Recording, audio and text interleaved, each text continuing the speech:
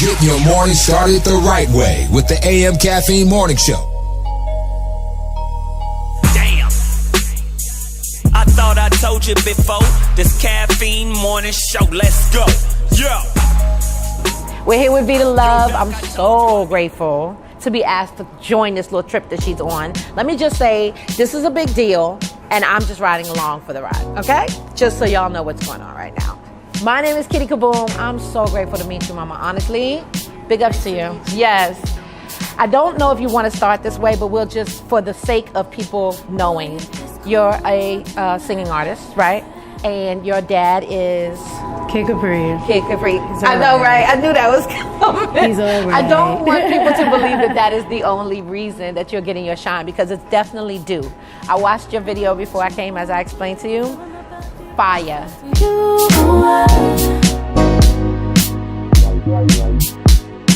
Boy, I'm dancing for you, pulling my body closer to you.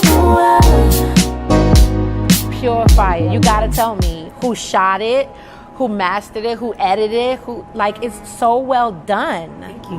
My mom actually came up with the concept? Yeah, she came up with the concept, the costumes.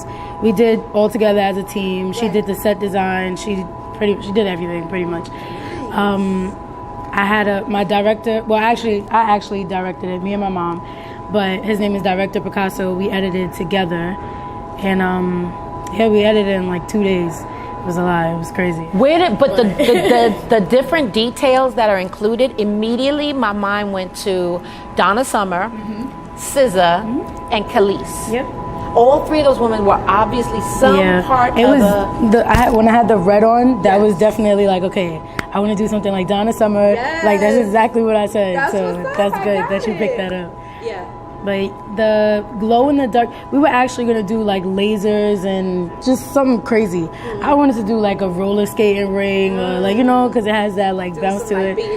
But my mom was like, no, you need to like go differentiate yourself. So we were going to do lasers and stuff, and that just became hectic with the pricing and stuff, and it was just a mess. So we just did everything ourselves by hand, and from that experience I taught myself how to edit, taught myself how to direct, shoot.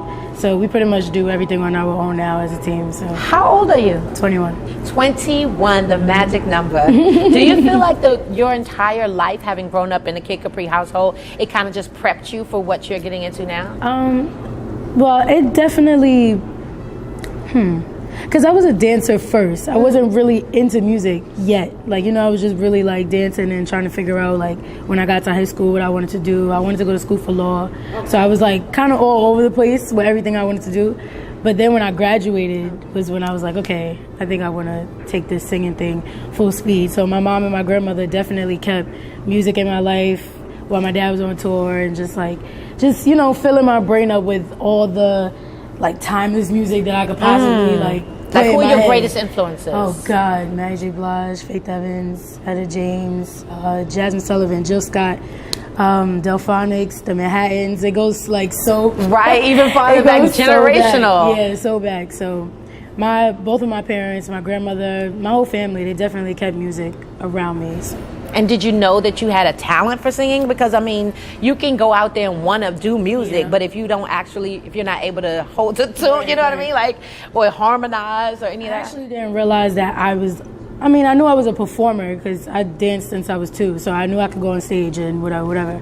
When I got to high school and I really found my voice and what I could do and what I'm capable of. And I put it all together, and I got on stage, and I was like, okay, yeah, I like this feeling. So high school definitely did it for me. I started acting, I started writing, I started doing all kinds of stuff. So did you go to a performing arts high school? Yeah, I went to I was about to say Manhattan what happened in high school, but I guess if you were here, my freshman year, it's one of those schools where you have to get training before you perform. So my freshman year was really just supposed to be about training, but they were having this really big play, and only juniors and seniors could audition for the play, the musical, I guess. So my mom was like, listen, the worst thing they could do is say no. Like, just go and see what happens and take it from there. I'm like, okay. But again, I wasn't really singing, So when I went in, I did the singing audition, I did the dance audition. Also, you're only supposed to have one major. So I was caught in between singing and dancing. So I actually ended up getting the lead role.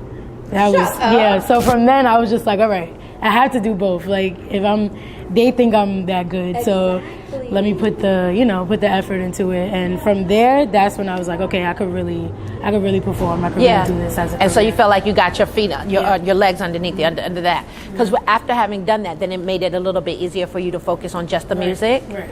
Dope. So you shared who your influences are, but in terms of people that you aspire to, is there anyone like that, or are you one of those people that knows yourself well enough to know you aspire to only a greater you? Yeah. Definitely that. Every single day, I say to myself every day, what's going to happen today? Because every day I wake up, something crazy just comes out the blue. Like either whether it's an email or somebody follows me on Instagram that I wouldn't expect, like just crazy stuff. So I definitely look forward to what happens in my day rather than looking at someone else and saying, I want my life to be like that, because then I would be, looking forward to something that's not me. So I definitely put all my energy into myself and my team, and we just motivate each other. They motivate me to be better, and that's just how I roll. That's just how it goes. So in this day and age where a lot of artists really have a problem with being defined as one thing, as you just stated, you're very good, obviously proficient at two things, and it's kind of an oxymoron, isn't it? Like you have to be a triple threat, you have to have all of these things under your belt, but only focus on one thing. Right. So I say all that to say, growing up, did you have any interest in DJing? Like, did you see that as another thing to add to your repertoire? Not so much like DJ, not so much like that, but if we're in a party, like a family, I know how to put certain songs together and like get the crowd rolling, but I'm not a DJ. No, that one you'll leave today. No. That's what's up. And how'd you know that entertainment was what you wanted? You said you started at 2. Yeah. How would that even be something that you recognized that early? It's just a feeling, like, when you do something, if you like it, you're going to continue to do it. If you do it and you don't like the feeling, you'll be like, nah, let me stay away from that. Right. So if I continue to do all the things that I was doing when I was younger, it was like, I must like it. So I just started to add my own flavor to a lot of things. So then I started choreographing. I was like, man, I really like this. So I just, just kept going. I started writing. I was like, damn, I like this too. So I just started making it all happen. And then just defining for yourself what you're really good at. And that's awesome. When you define also like a category that you might put yourself in, because I know, again, a lot of artists step away from that. This is a new age and not everything fits in a box of R&B or rap or hip hop or whatever. So if you had to define your sound, what would you say? Exactly what you said. I thought that you would, honestly, I went into it thinking it was going to be pure bubblegum. I'm not even going to lie to you. I'm going to keep it 1,000. Like, I was like, oh, okay, she about to hit me with some old, ooh, baby, it's going to be cute. It's going to be some falsetto and, you know what I mean? Not at all. It's really well done. Thank you. So how would you define that sound if you had to name one? Exactly what you said. Just, like, not really knowing what your sound is, just making music. That's where I am right now. Like, I don't even know how to define what I did. I just know I did it. So that's where I'm at. But I mean, I guess you could throw it into like a funk, pop, R&B kind of situation. Yeah. But like, I make all kinds of music. I could make a country song. I could make a rock song. I could do anything. So I don't really try to put myself into one genre.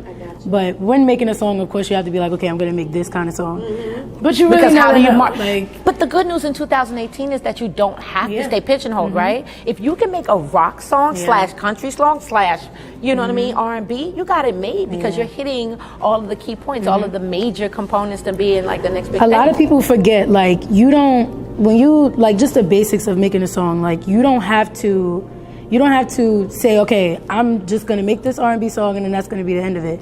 The genre doesn't come from the lyrics. The genre comes from the music itself. So you could write a song without a beat and then take a country beat and put the words to it, or take those same words and then put it to a pop beat. And you have to have that versatility to even be able to see beyond what's right in front of you. Last question. Growing up hip-hop, Leave It to Stevie, Keeping Up with the Joneses, it's a lot of reality TV that focuses on families, and it seems like it's like the generation of all the famous people have finally arrived, right? Would you put yourself in that position? Would you do a reality show with your family? No. Nah. The reason why is because I mean, you're already, with social media and everything, you already have so many people, like, with their judgments and comments, and it's so easy for someone to send a hate message to you and you see it and you're just like, oh my God. So to put my family into that, like, I'm sure my dad's used to it, I'm used to it, but to put the rest of my family in it and have everybody's opinions on our relationships and so on, like, I just feel, I want to keep my family protected as much as I can until it gets kind of out of control, because I'm pretty sure we're going to be like the fame of the family is going to be crazy, like the Kardashians, like that. Right. But nah. No. I'd rather just keep it, That's super mature of you. At 21, I'm really digging you, darling. I appreciate your time, honestly. Thank you so much for having me. Thank you so much. Thank you. It's Vina Love, and I'm knocking at your door. It's your girl, Vina Love, and I'm rocking with the AM Caffeine Show.